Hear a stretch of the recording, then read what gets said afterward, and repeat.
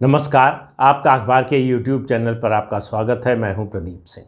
आज बात थोड़ी सी पुरानी यानी 2019 दिसंबर की करेंगे। किस तरह से पूरे अलीगढ़ शहर को जलाने की साजिश थी, योजना थी, जिसे सरकार ने नाकाम कर दिया। 2019 में आपको अच्छी तरह से याद होगा, दिसंबर में CAA के विरोध में यानी सिटीजनशिप अमेंडमेंट एक्ट के खिलाफ, नागरिकता संशोधन कानून के खिलाफ कुछ लोग आंदोलन कर रहे थे। वो कानून ऐसा है जो पाकिस्तान, बांग्लादेश, अफगानिस्तान में रहने वाले हिंदुओं, सिखों, बौद्धों, जैन संप्रदाय के लोग, ईसाई समुदाय के लोग, इनको नागरिकता दिलाने के लिए ये कानून में संशोधन किया गया। जो लोग 2014 से पहले तक भारत में आ गए थे, उनको नागरिकता मिल जाएगी। इसमें किसी की नागरिकता छीनने का कोई प्रावधान नहीं था। लेकिन मुद्दा क्या बनाया गया कि मुसलमानों को दोयम दर्जे का नागरिक बना दिया जाएगा, उनको कैंपों में भेज दिया जाएगा और उनसे नागरिकता का प्रमाण पत्र मांगा जाएगा। और ये दरअसल जो भारत में रह रहे मुसलमान हैं, उनके खिलाफ ये कानून है। कुछ लोग ये बात मुस्लिम समुदाय को समझाने में कामयाब हो गए। नतीजा ये हुआ वो सड़क पर उतर आए, ये जानते हुए भी कि ये जो वो बात कह रहे हैं वो गलत है। उसके बावजूद ये माहौल बनाया गया और पूरे देश में CAA के विरोध में आंदोलन शुरू करने की कोशिश हुई। कहीं सड़क पर, कहीं विश्वविद्यालय में, कहीं कॉलेज में, कहीं दूसरे संस्थानों में। इस तरह से जगह जगह पर अभियान चलाया गया इस कानून के विरोध में। 5 लोग, उनमें से 4 के ही नाम मुझे अभी याद है। 5 लोग ऐसे थे जो 2 जगह गए, जामिया मिलिया विश्वविद्यालय दिल्ली और अलीगढ़ मुस्लिम विश्वविद्यालय अलीगढ़, जो उत्तर प्रदेश में है। इन दोनों जगहों पर जाकर दोनों विश्वविद्यालयों में छात्रों को समझाया गया, मैं कहता हूँ उनको भड़काया गया।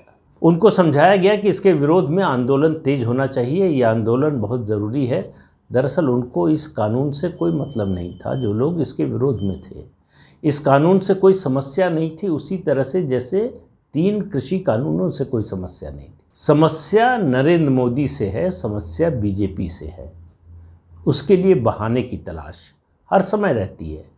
कभी CAA का आंदोलन, कभी हिजाब आ जाता है, कभी 3 तलाक आ जाता है, कभी अयोध्या का मुद्दा आ जाता है। ये इन मुद्दों के बहाने सरकार को कमज़ोर करने, अस्थिर करने, गिराने, उसकी क्रेडिबिलिटी घटाने, इन सब की कोशिश होती है। और हर ऐसी कोशिश में मोदी विरोधी अभी तक नाकाम रहे हैं, लेकिन उनकी कोशिश जारी है। तो 2019 में यानी 2019 में दिसंबर में 13 दिसंबर को जामिया मिलिया से शुरू हुआ ये आंदोलन। मैं विश्वविद्यालय की बात कर रहा हूँ, विश्वविद्यालय के बाहर की नहीं। वहाँ पर छात्रों ने संसद मार्च का फैसला किया। पुलिस ने रोकने की कोशिश की, पुलिस पर पथराव हुआ और पुलिस के दावे के मुताबिक 3 राउंड फायरिंग भी आंदोलनकारी छात्रों की ओर से हुई। विश्वविद्यालय के प्रशासन ने स्टैंड लिया कि जिन लोगों ने उपद्रव किया, दंगा किया, वो विश्वविद्यालय के छात्र नहीं थे। लेकिन किसी ने ये बताने की कोशिश नहीं की या ज़रूरत नहीं समझी कि विश्वविद्यालय में अगर बाहर के लोग थे तो आए कैसे, और आए तो उनके खिलाफ शिकायत क्यों नहीं दर्ज कराई गई, उनको पकड़वाने की कोशिश क्यों नहीं की गई, पुलिस बुलाकर उसके हवाले करने की कोशिश क्यों नहीं की गई।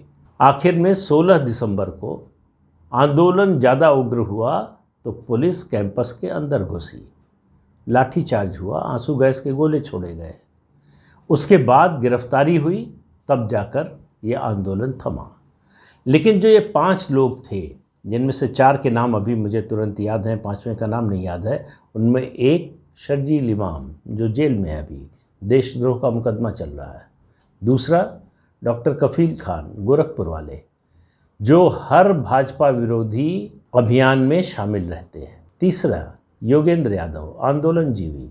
कोई आंदोलन आपको देश का नहीं मिलेगा, किसी भी मुद्दे पर हो।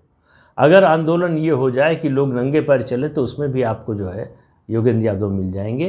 कोई भी आंदोलन हो, उसमें योगेंद्र यादव की शिरकत आपको मिल जाएगी। जब से उनका राजनीति का मामला गड़बड़ाया है, राजनीति में लंबे समय से वो एंट्री लेने की कोशिश कर रहे हैं, लेकिन मुहूर्त बन नहीं रहा है। आम आदमी पार्टी में बड़ी उम्मीद के साथ गए थे, वहाँ से भी बड़े बेआबरू होकर निकाले गए। और चौथे शख्स हैं अपूर्वानंद, जो दिल्ली विश्वविद्यालय के प्रोफेसर थे, हिंदी डिपार्टमेंट के। उस विभाग का जितना सत्यानाश उन्होंने किया शायद ही किसी ने किया हो। धुर वामपंथी, भाजपा विरोधी, बल्कि भाजपा से नफरत करने वाले, मोदी से नफरत करने वाले। तो ये मोदी, भाजपा, आरएसएस से नफरत करने वालों का ये समूह था, जो छात्रों को इस आंदोलन के लिए तैयार कर रहा था, उकसा रहा था और कहें तो भड़का रहा था। उत्तर प्रदेश शासन को लग गया जैसे ही जामिया मिलिया में शुरू हुआ, और जब तक पुलिस एक्शन स्ट्रांग नहीं हुआ तब तक रुका नहीं। तो उस स्ट्रांग पुलिस एक्शन के बाद उत्तर प्रदेश शासन को समझ में आ गया कि अब फोकस शिफ्ट होगा एएमयू पर, यानी अलीगढ़ मुस्लिम यूनिवर्सिटी पर, और वहाँ भी ये आंदोलन शुरू होगा, क्योंकि ये नेता जामिया में भी गए थे और ये नेता एएमयू में भी गए थे। तो इन्होंने क्या किया है, इसकी इंटेलिजेंस रिपोर्ट उत्तर प्रदेश सरकार को भी मिली। उत्तर प्रदेश सरकार ने जब वहाँ आंदोलन उग्र हुआ और उसके बाद पुलिस फोर्स पहुँची और उस पर पथराव शुरू हो गया, तो एक साथ कई कदम उठाए। पहले तो अलीगढ़ रेंज के डीआईजी को कहा गया कि आप खुद जाइए मौके पर और विश्वविद्यालय के चारों तरफ फोर्स लगा दीजिए, कोई बाहर निकलना नहीं चाहिए। छात्रों ने विश्वविद्यालय के जो 5 गेट हैं, 5 द्वार हैं, उन पर ताला लगा दिया था, पुलिस अंदर घुस न सके इसके लिए। पुलिस फोर्स बढ़ाई गई। पुलिस पर जो पथराव हुआ उसमें डीआईजी घायल हुए, आरएफ के एक एसपी घायल हुए, उसके अलावा लगभग 1 दर्जन पुलिसकर्मी घायल हुए।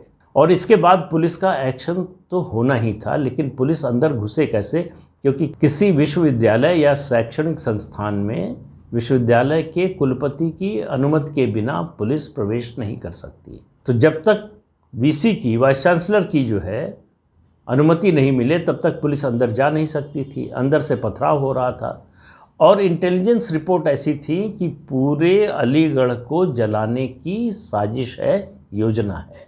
अलीगढ़ में जगह जगह दंगे कराने की साजिश है। तो प्रशासन ने पहला काम ये किया कि शनिवार की रात 10 बजे से सोमवार की रात 10 बजे तक के लिए इंटरनेट सेवा बंद कर दी। एडिशनल फोर्स भेजी गई। एडिशनल फोर्स पहुंची अलीगढ़। उसके बाद चारों तरफ हर जो 5 गेट थे विश्वविद्यालय के, उनके बाहर फोर्स तैनात हो गई। अब वाइस चांसलर से कहा गया कि वो अनुमति दें परिसर के अंदर आने की, शांति व्यवस्था को बनाए रखने के लिए। कुलपति अनुमति देने को तैयार नहीं थे। उनका कहना था कि उनकी जान खतरे में है, वो अनुमति कैसे दे सकते हैं। तो उनको ये आश्वस्त किया गया कि आपके लिए विशेष सुरक्षा प्रबंध किया जाएगा, पीएसी के एक टुकड़ी आपकी सुरक्षा में तैनात की जाएगी, आप अनुमति दीजिए।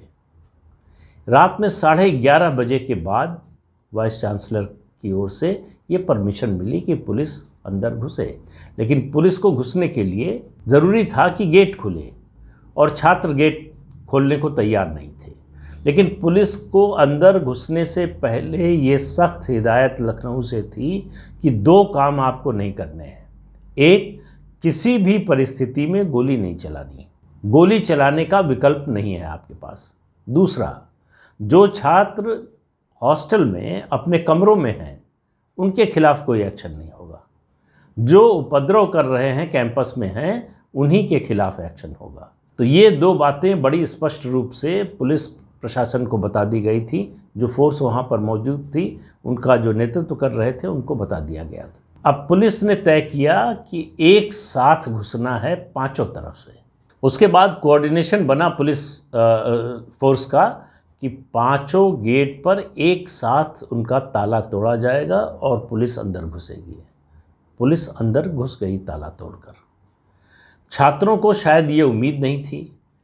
अंदर घुसने के बाद पुलिस को लाठीचार्ज करना पड़ा, आंसू गैस का गोला छोड़ना पड़ा, लेकिन हॉस्टल में अपने कमरों में मौजूद किसी छात्र से कुछ नहीं कहा गया। उनसे सिर्फ इतना कहा गया कि वो अपने कमरे से बाहर न निकले। उसके बाद पुलिस ने जो उपद्रवी छात्र थे उन पर कब्जा किया।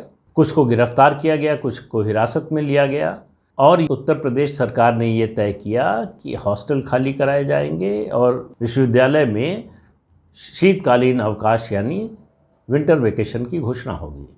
5 जनवरी तक के लिए विश्वविद्यालय बंद कर दिया गया, छुट्टी घोषित कर दी गई। उसके बाद ये सवाल उठा कि इन छात्रों को भेजा कैसे। उससे पहले प्रशासन ने एक एक छात्र जो वहाँ एएमयू में था उस समय, उसके माता पिता से फ़ोन पर बात की कि आपने अपने बेटे को पढ़ाई के लिए भेजा है या इस तरह के दंगे में शामिल होने के लिए भेजा है। तो अगर आपने पढ़ाई के लिए भेजा है तो उसको फ़ोन कीजिए और कहिए कि चुपचाप घर लौट जाए। उसकी सुरक्षा इसी में है, उसका भविष्य इसी में है, इसी से उसका करियर भी बचेगा। वरना अगर पुलिस एक्शन में और कोई इस तरह की दंगा करने की कार्रवाई में पकड़ा गया तो उसका पूरा करियर चौपट हो सकता है। घर वालों को ये बात समझ में आ गई। सबने अपने अपने बच्चों को फ़ोन किया कि जैसे व्यवस्था हो रही है चुपचाप घर लौट आओ। उसके बाद प्रदेश सरकार ने रेल मंत्रालय से बात की। रेल मंत्री से कहा कि हमको तत्काल 7-8 ट्रेनें चाहिए। इनमें ज़्यादातर जो छात्र हैं वो उत्तर प्रदेश, बिहार और जम्मू कश्मीर के थे। तो जो जहाँ का था उसके हिसाब से ट्रेन चलाई गई। उन ट्रेनों में बिठाकर उनको उनके घर भेज दिया गया। पूरा हॉस्टल खाली करा लिया गया और उसके बाद उनको घर भेजकर जब छुट्टी की घोषणा हो गई तो अलीगढ़ में शांति स्थापित हो गई। अलीगढ़ को दंगों की आग में झोंकने की जो साजिश थी वो नाकाम हो गई। लेकिन अलीगढ़ मुस्लिम विश्वविद्यालय में शर्जील इमाम का भाषण, उसको वायरल कराया गया। देश विरोधी भाषण, देश के खिलाफ था वो भाषण, आग लगाने वाला था भाषण। तो उन पर देशद्रोह का मुकदमा चल रहा है, अभी जेल में है। तो आप इससे अंदाज़ा लगाइए कि साजिशें कितनी बड़ी बड़ी होती हैं। जो कामयाब हो जाती हैं उनके बारे में हमको ज़्यादा पता चलता है, जो नाकाम हो जाती हैं या नाकाम कर दी जाती हैं तो इस तरह की नाकाम साजिशें कम खतरनाक नहीं होती हैं। उनका इम्पैक्ट हमको इसलिए नहीं दिखता कि उनको नाकाम कर दिया गया, उनको होने नहीं दिया गया। और दंगों को रोकने का, इस तरह के उपद्रव को रोकने का यही तरीका है कि सख्ती से उन्हें दबा दिया जाए, उनको आगे बढ़ने ही न दिया जाए।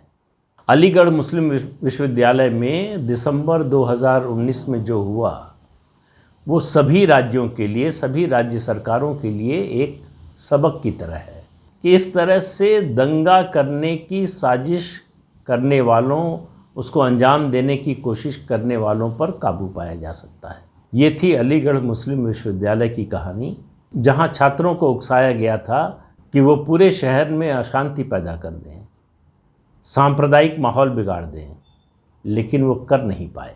और वो कर नहीं पाए उसका श्रेय प्रदेश सरकार को जाता है और उसका श्रेय निश्चित रूप से प्रदेश सरकार के मुख्यमंत्री योगी आदित्यनाथ को जाता है कि उनकी दूरदर्शिता, पुलिस को फ्री हैंड और कानून के दायरे में रहकर काम करने की हिदायत और निर्देश, उसका नतीजा हुआ कि अलीगढ़ जलने से बच गया। तो आज के अंक में इतना ही। अगले अंक में फिर मिलेंगे किसी नए मुद्दे के साथ। तब तक के लिए इजाज़त दीजिए। नमस्कार। आपसे अनुरोध है कि ये चैनल देखिए, शेयर कीजिए, लाइक कीजिए और सब्सक्राइब ज़रूर कीजिए। नमस्कार।